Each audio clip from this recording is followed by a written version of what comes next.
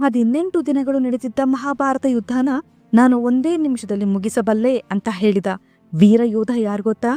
ಅವನೇ ಬಾರ್ಬರೀಕ. ಈತನು ಭೀಮನ ಮೊಮ್ಮಗ ಹಾಗೂ ಘಟೋತ್ಕಚನ ಮಗನಾಗಿರ್ತಾನೆ. ಈತನನ್ನ ತ್ರಿಭಾಣಧಾರಿ, ಕಾಟುಶ್ಯಾಮ, ರಾಜ ಎಳಂಬರ ಅಂತಾನು ಕರೆದು ಪೂಜಿಸ್ತಾರೆ. ಭಗವಾನ್ ಶ್ರೀಕೃಷ್ಣನೇ ಈತನ ಶಕ್ತಿ ಸಾಮರ್ಥ್ಯ ತಿಳಿಯೋ ನಿಟ್ಟಿನಲ್ಲಿ ಹೀಗೆ ಕೇಳ್ತಾನೆ, 1 ನಿಮಿಷದಲ್ಲಿ ಹೇಗೆ ಯುದ್ಧ ಮುಗಿಸಬಲ್ಲೆ ಅಂತ. ಅದಕ್ಕೆ ಬಾರ್ಬರೀಕ ಹೇಳ್ತಾನೆ, ನನ್ನ ಬಳಿ 3 ಬಾಣಗಳಿವೆ. 1 ಬಾಣ ಎಲ್ಲ ಗುರಿಗಳನ್ನು ಗುರುತು ಮಾಡುತ್ತೆ, 2ನೆಯ ಬಾಣ ಗುರಿಗಳಿಗೆ ಬಾಣ ಹೂಡೋದು, ಹಾಗೂ 3ನೇ ಬಾಣ ಎಲ್ಲ ಬಿಟ್ಟ ಬಾಣಗಳನ್ನು ತನ್ನ ಬತ್ತಳಿಕೆಗೆ ತರುವುದು ಎಂದು ಹೇಳ್ತಾನೆ. ಸರಿ, ಭಗವಂತ ಇದನ್ನು ಪರೀಕ್ಷೆ ಮಾಡ್ಲಿಕ್ಕೆ ಹೀಗಂತಾನೆ, ಈ ನೆಲದಲ್ಲಿ ಬಿದ್ದಿರುವ ಅಷ್ಟು ಎಲೆಗಳನ್ನು ಕಟ್ಟಿ ಹಾಕು ಅಂತ ಹೇಳ್ತಾನೆ. ಬಾರ್ಬರಿಕನು ಎಲ್ಲ ಎಲೆಗಳನ್ನು 1 ಬಾಣದಿಂದ ಗುರುತು ಮಾಡ್ತಾನೆ. ಆದ್ರೆ ಬಾಣ ಪುನಃ ಬಾರ್ಬರಿಕನ ಬತ್ತಳಿಕೆಗೆ ಬರದೆ ಪರಮಾತ್ಮನ ಪಾದದ ಹತ್ತಿರನೇ ಸುತ್ತುತ್ತಾ ಇರುತ್ತೆ.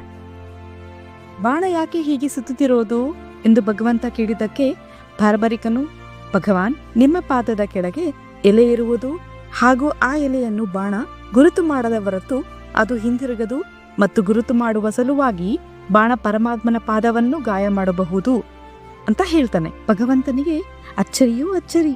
ಸರಿ, ಭಗವಂತ ಬಾರ್ಬರಿಕನ ಬಳಿಗೆ ಬಂದು ಕೇಳ್ತಾನೆ, ನೀನು ಯಾರ ಪಕ್ಷಕ್ಕೆ ಹೋರಾಡುವೆ ಎಂದು. ಆಗ ಬಾರ್ಬರಿಕನು ತನ್ನ ತಾಯಿಗೆ ಮಾತು ಕೊಟ್ಟಂತೆ ಹೇಳ್ತಾನೆ, ಪ್ರತಿ ಬಾರಿ ಯಾವ ಪಕ್ಷ ದುರ್ಬಲವೆನಿಸುತ್ತೋ ಆ ಪಕ್ಷದ ಪರ ಹೋರಾಡುವೆ ಅಂತ. ಅಂದ್ರೆ ನೋಡಿ, ಪಾಂಡವರ ಬಳಿ 7 ಅಕ್ಷೋಹಿಣಿ ಇತ್ತು ಹಾಗೂ ಕೌರವರ ಬಳಿ 11 ಅಕ್ಷೋಹಿಣಿ ಇತ್ತು. 1 ಅಕ್ಷೋಹಿಣಿ ಅಂದ್ರೆ 21,870 ರಥಗಳು, 65,610 ಕುದುರೆ ಸವಾರರು, 21,870 ಹಸ್ತಿಗಳು ಅಂದ್ರೆ ಆನೆಗಳು, ಹಾಗೂ 1,09,350 ಕಾಲು ಪಡೆಯವರು ಇರ್ತಾರೆ. ಇದರ ಒಟ್ಟು 2,18,700 ಸೈನಿಕರು. ಹೀಗಿದ್ದಲ್ಲಿ ಮೊದಲಿಗೆ ಪಾಂಡವರು ದುರ್ಬಲರೆನಿಸಿ ಬಾರ್ಬರಿಕನು ಪಾಂಡವರ ಪರ ತನ್ನ ಬಾಣದ ಸಹಾಯದಿಂದ ಎಲ್ಲಾ ಶತ್ರುಗಳನ್ನು ಸೋಲಿಸಬಲ್ಲ, ಹಾಗೂ ಮುಂಬರುವ ಯುದ್ಧದ ಸುತ್ತಿನಲ್ಲಿ ಕೌರವರ ಪಕ್ಷ ದುರ್ಬಲ ಎನಿಸಿ ಪಾಂಡವರ ವಿರುದ್ಧವೂ ಹೋರಾಡಬಹುದು ಅಂತ ಕೃಷ್ಣ ಪರಮಾತ್ಮನಿಗೆ ಅರ್ಥ ಆಗತ್ತೆ.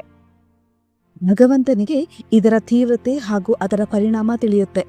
ಆಗ ಕೃಷ್ಣ ಬಾರ್ಬರಿಕನಿಗೆ ಒಂದು ಕನ್ನಡಿಯಲ್ಲಿ ಬಾರ್ಬರಿಕನ ಬಿಂಬ ತೋರಿಸುತ್ತಾ, ಇವನ ತಲೆ ನನಗೆ ಬೇಕು ಅಂತ ಕೇಳ್ತಾನೆ. ಆಗ ಬಾರ್ಬರಿಕ ಮರು ಮಾತಾಡದೆ ಒಪ್ಪುತ್ತಾನೆ. ಒಂದು ಕೋರಿಕೆ ಸಹ ಕೇಳ್ತಾನೆ. ಆ ಕೋರಿಕೆ ಏನು ಅಂದ್ರೆ, ತಾನು ಮಹಾಭಾರತ ಯುದ್ಧನ ಸಂಪೂರ್ಣ ನೋಡಬೇಕು ಅಂತ ಕೇಳ್ಕೊಂತಾನೆ. ಆಗ ಕೃಷ್ಣ ತನ್ನ ಸುದರ್ಶನ ಚಕ್ರದಿಂದ ಬಾರ್ಬರಿಕನ ತಲೆ ಕತ್ತರಿಸಿ ಒಂದು ಬೆಟ್ಟದ ತುದಿಯ ಮೇಲೆ ಇಡ್ತಾನೆ.